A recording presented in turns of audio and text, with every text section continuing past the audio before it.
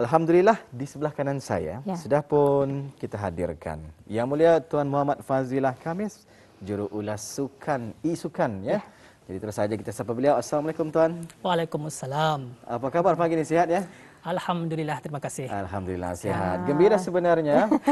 Kita ini bersama dengan seorang juruulas e-Sukan dan pertama sekali pagi ingin mengucapkan selamat datang dan terima kasih di atas perkongsian di sebelah pagi ini ya. Jadi kita mulakan ruangan wawancara ini, Sarina. Betul. Ya, kalau nama sebenar Muhammad Fazilah Khamis, tetapi dalam arena sebagai seorang pengulas ianya dikenali sebagai Sensei Ryu. Ya, betul sekali. Sensei Ryu. Sensei Ryu. Sensei Ryu makna di sebalik nama tersebut? Nama Sensei itu merupakan guru dan Ryu itu sebenarnya adalah nama yang diberikan sudah lama oleh yang sekarang ini menjadi saya punya isteri lah. Wow. Mungkin barangkali masa tu merupakan generasi yang mungkin saja Fazilah ataupun Sensei Ryu ini merupakan generasi yang pada saat itu suka melihat animasi-animasi daripada negara Jepun barangkali. Ya, betul sekali. Seperti Final Fantasy, apa lagi tu macam-macam. Banyak lah ya. Sebab sebenarnya kita ada fannya tu di sini ya. Tidak jugalah. Tapi alhamdulillah lah ya. Minat dalam e-sukan ini, kita percaya generasi muda banyak yang mengetahui apa sahaja jenis-jenis e-sports ataupun e-sukan ini. Jadi kalau kita boleh tahulah, mungkin Tuan boleh mengongsikan sedikit apa sebenarnya e-sports ini. E-sukan itu sebenarnya adalah salah satu dikategorikan sebagai sukan juga, tetapi lebih kepada elektronik ataupun online, bermain game menggunakan mobile phone ataupun komputer dan sebagainya. Jadinya sekarang ini permainan video dijadikan sukan, di mana bukan sahaja mereka bermain video, tetapi mereka juga boleh mendapatkan keuntungan ketika mengikuti pertandingan. Betul. Dan dari segi penyertaan lebih open, lebih terbuka kalau dibandingkan dengan sukan-sukan secara fizikal.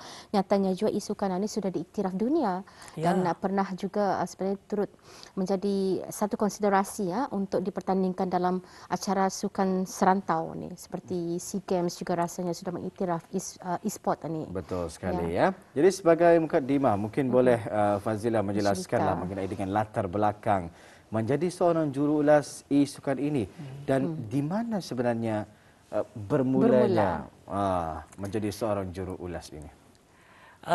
Sebenarnya saya juga merupakan salah seorang streamer di Brunei. Jadinya saya pun membukalah pertandingan untuk adik-beradik saya, PUBG Mobile, di mana saya di situ hanyalah menceritakan dengan cara menarik. Kemudian kebetulan juga adik saya kenal salah seorang pengulas e-sukan di Brunei yang bernama Obel, dan dialah yang menghubungi saya untuk memberikan peluang mencuba mengulas dalam e-sukan PUBG Mobile tersebut. Jadi saya pun ambil cabaran tersebut dengan belajarlah dengan bagaimanakah cara mengulas bagi PUBG Mobile daripada pengulas-pengulas dari luar negara seperti Malaysia, pengulas profesional. Kemudian selepas itu banyaklah tawaran menjadi pengulas dan selepas itu pula saya pun ingin mencuba sesuatu yang baru, inginlah mengikuti Persatuan e-Sukan Brunei. Saya menawarkan diri saya menjadi pengulas e-sukan di Persatuan e-Sukan Brunei. Jadinya pertandingan pertama ketika itulah yang sebenarnya membukakan banyak peluang dan jalan kepada perlawanan dan peluang bagi menjadi seorang pengulas e-sukan. Baik, kalau diikutkan sejarah semaraknya pertandingan e-sukan di Brunei itu pada tahun bila, kalau Ryu dapat kongsikan dari segi pengamatan lah pertandingan? Dari segi pertandingan sebenarnya bermula, kalau saya baru sahaja mencuburi juga dalam tahun 2020, tetapi ketika itu saya belum lagi tahu sebenarnya ada pengulas untuk e-sukan ini.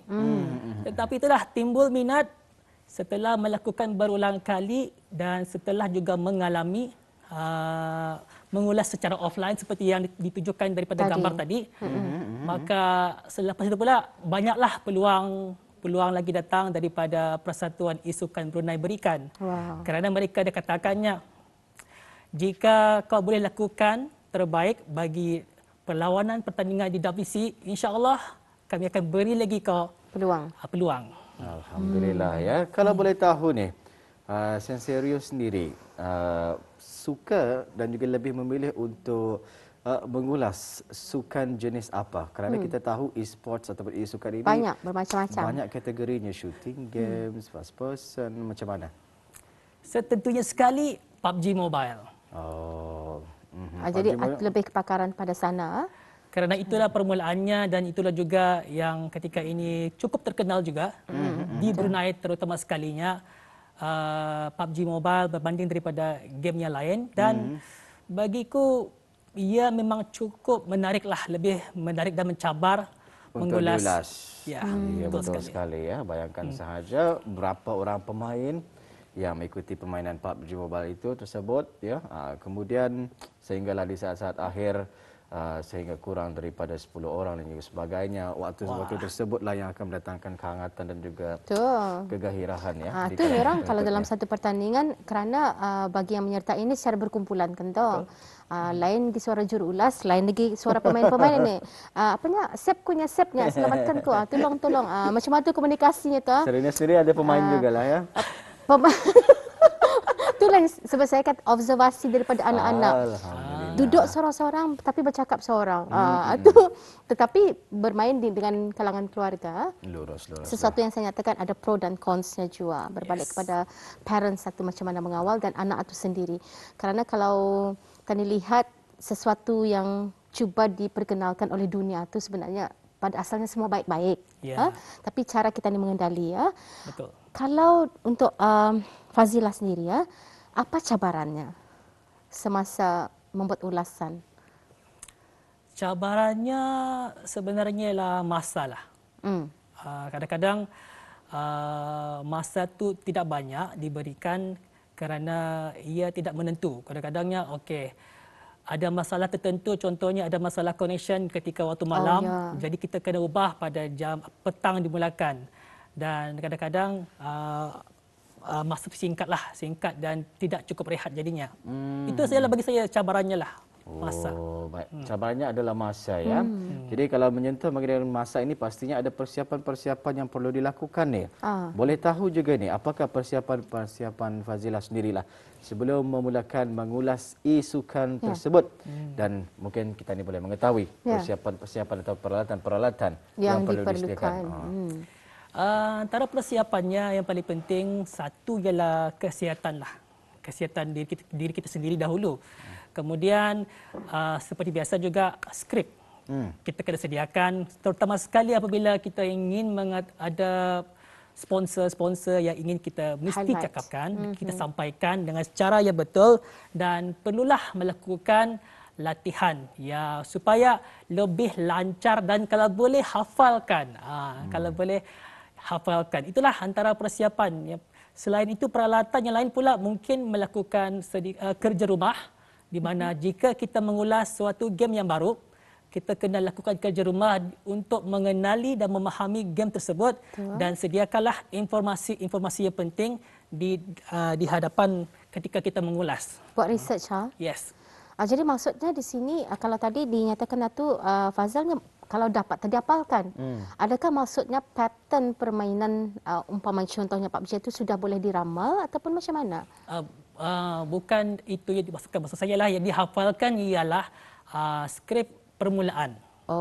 Introduksi. Ya, skrip permulaan introduksi sahaja dan sediakan juga seperti isi-isi penting sekiranya ada masalah teknikal yang berlaku dan jika tidak menyediakan sesuatu maka kita mungkin tidak tahu apakah yang dicakapkanlah. Barangkali ia akan lebih mencabar apabila kita ini mendapat task untuk membuat ulasan international punya games, Kalau barangkali kalau orang internally kalau internally kalangan keluarga dapat lagi dimaafkan. Tetapi kalau kita ni mengulas untuk international ataupun orang melibatkan peserta daripada luar negara itu yang cabaran. Betul sekali ya. Saya suka dengan konsep hafalan tersebut ya. Kita ni kena hafal dan juga tahu akan terma-terma ya di dalam sesebuah permainan ataupun isukan tersebut ya. Tetapi kalau kita ni hendak menghafalkan perjalanan permainan game itu rasanya tidak dapat. Tidak dapat.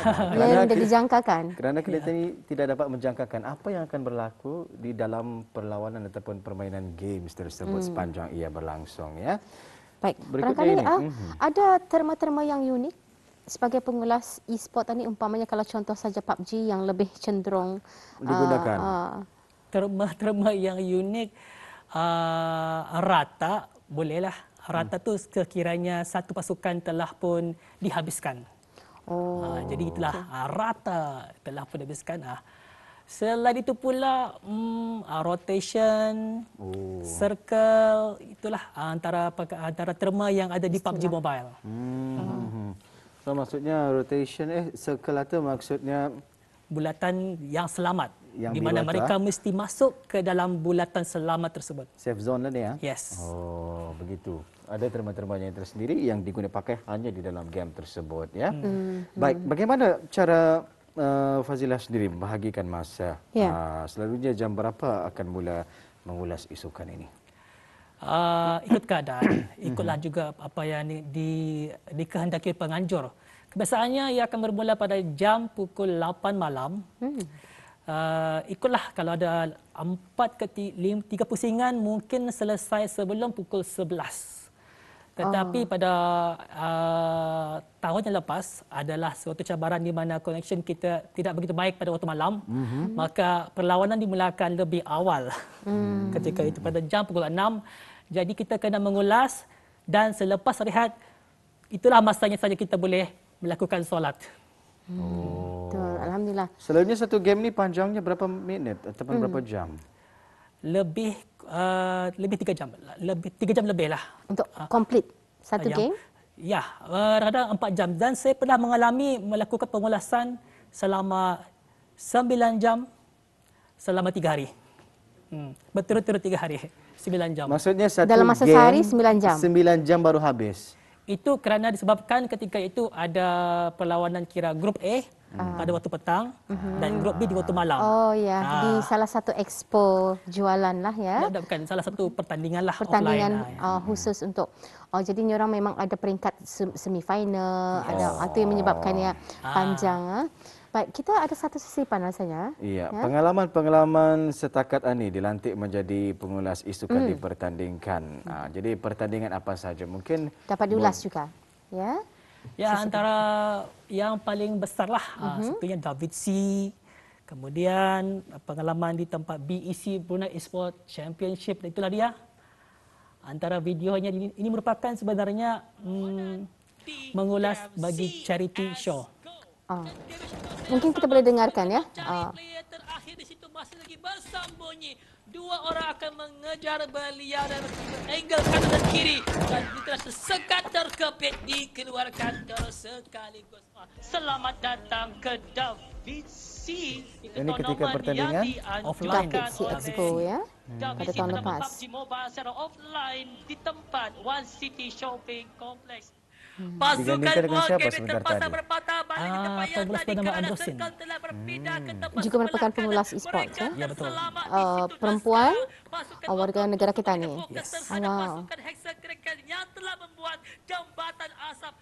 Assalamualaikum warahmatullahi wabarakatuh dan salam sejahtera. Selamat datang di FIFA 21 tournament kali ini. Saya Senserius sebagai shoutcaster order pengulas bagi pertandingan kejohanan FIFA 21 yang dianjurkan oleh NFABD Brunei. NFABD juga ada menganjurkan e-sport football. Ya, betul.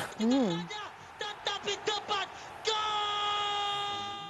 Mobile Legend ini merupakan qualifier bagi game Mobile Legend di mana 32 pasukan daripada Brunei Darussalam berlawan untuk mendapatkan kemenangan dan melayakan diri untuk menjadi wakil negara.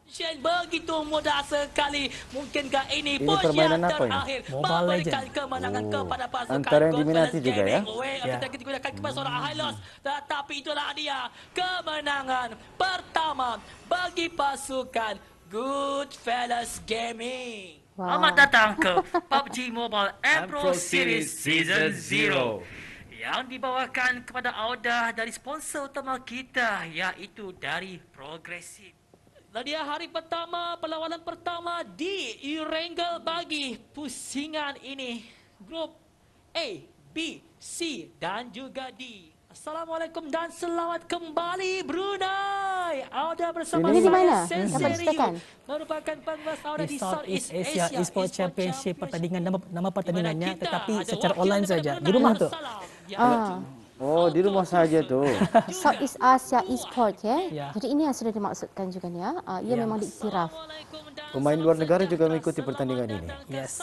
Ada pernah berkolaborasi mengulas bersama dengan juruulas dari luar negara? Pernah di Malaysia tetapi secara online saja. Dan tuan rumah pula daripada Versa serta VNG Games. Jay juga orang Brunei ataupun? Betul sekali. Jay juga orang Brunei. Global dapatkan seorang pemain di kawasan depan tetapi suara lagi tinggal itu Demrod yang bermain healing game di masa yang sama tetapi mereka masih terbuka bagi ketetapan seorang pemain. Wah, tinggal 3 sahaja lagi top 3 sekarang itu dia disingkirkan. Wah, jika tidak kali kedua seorang pemain lagi. Okey.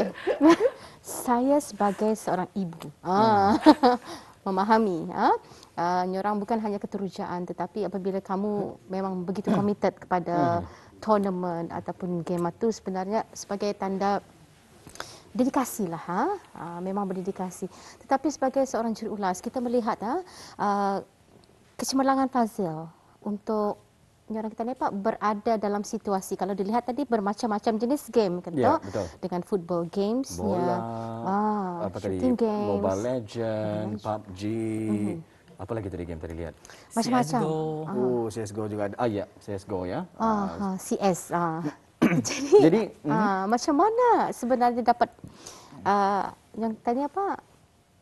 Berada pada situasi dapat menyerapkan jiwa itu dalam situasi game yang diulas satu. Itulah sebenarnya kerana saya emosi melihat sesuatu.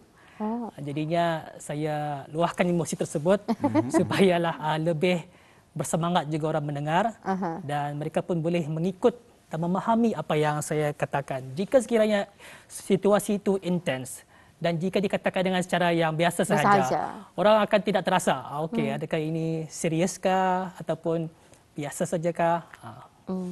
Jadi lontaran suara perlu full blast. Betul. Memandangkan majoriti masa ni secara online kan berada di rumah. Baik tidak ada komplain-komplain.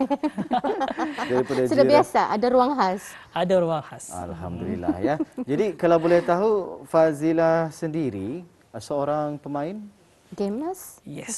Saya juga seorang streamer dan juga bermain bermain game. Jadi alhamdulillah mudahlah ya untuk mengetahui. Bayangkan saja orang tidak pernah memainkan game tersebut, kemudian cuba untuk mengulas bidang tersebut, pastinya agak sukar agak sukar. Baik, masa begitu menyemburi kita ni terus saja soalan berikutnya ni. Bagaimana untuk menjadi seorang pengulas isukan? Sekarang ini kalau jika ada yang ingin berminat, saya telah pernah mengatakan perkara ini dan cara senang sajalah. Hantar suara rakaman ataupun video rakaman Auda mengulas. Jadinya hantarlah dan akan direviewlah oleh kami untuk menilai adakah boleh dicuba ataupun diberikan peluang dan jika ada potensi pun boleh kita ambil untuk diajar dan dihalusi lagi. Betul. Kalau diikutkan Persatuan E-sport ditubuhkan sejak bila ni? Saya pun kurang pasti. Mungkin tahun 2000, mungkin 1999. Kerana masih begitu barulah di negara kita ni sebenarnya walaupun di luar negara sudah agak lama. Ada beberapa gambar lagi. Ya. Baik, ada foto yang ingin kita paparkan pagi ini. Terus saja kita saksikan. Iya, ini dia. Mungkin boleh mengkongsikan apakah di sebalik foto ini? Ini adalah kelas yang diadakan di RTB bersama jurulas terkenal juga. Haji Ali. Jadi kursus ulasan sukan. Pengulas isukan, pengulas sukan bagi bola sepak. Betul. Dan dia pun banyaklah memberikan tunjuk ajar, memberikan tips dan memperbaiki lagi lah, menghaluskan lagi cara pengulasan kami. Alhamdulillah. Alhamdulillah ya. Satu lagi foto kita saksikan. Dan ini pula merupakan kelas bengkel shoutcaster pengulasan di Politeknik yang diadakan di sanalah, di mana ada beberapa peserta daripada Politeknik mengikuti kelas tersebut. Jadi ini Fazal yang menjadi fasilitatornya? Saya dan juga rakan saya. Alhamdulillah, sambutan yang sangat menggerakkan juga pada ketika itu ya. Alhamdulillah. Alhamdulillah. Jadi apa harapan dan juga saranan lah pada pemain tempatan dalam bidang isukan ini? Harapannya dan saranannya lah sepastinya setentunya sekali ialah sokongan.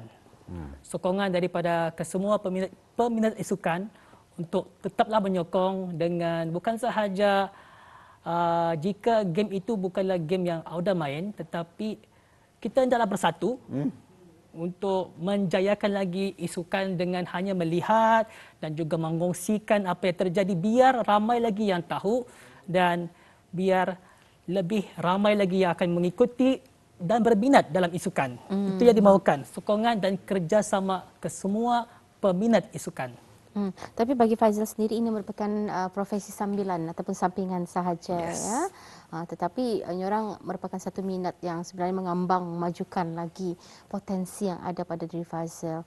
Baik, kita ucapkan semoga terus maju jaya dan dari perkongsian yang dibawakan sebentar tadi akan juga memberikan inspirasi, akan lebih banyak lagi tampil anak-anak muda kita ni yang mempunyai kepandaian, barangkali kemahiran dalam mengulas. Kalaupun indah pandai seperti yang Fazal nyatakan, boleh belajar. Yang penting ada minat. Yes. Dan tadi pun ada dikongsikan juga, sudah ada pengulas wanita. Betul sekali yang digandikan bersama dengan Fazil sebentar tadi ya. Luar biasa sekali. Baik, ribuan terima kasih kita ucapkan buat Muhammad Fazilah Khamis ya, jurulas isukan yang telah pun sudi berkongsi ya pengalaman beliau menjadi seorang juruulas isukan ini. InsyaAllah ada kesempatan kita akan bersama lagi di lain waktu dengan perkongsian yang lain pula. Sampai waktu itu tiba. Assalamualaikum. Waalaikumsalam.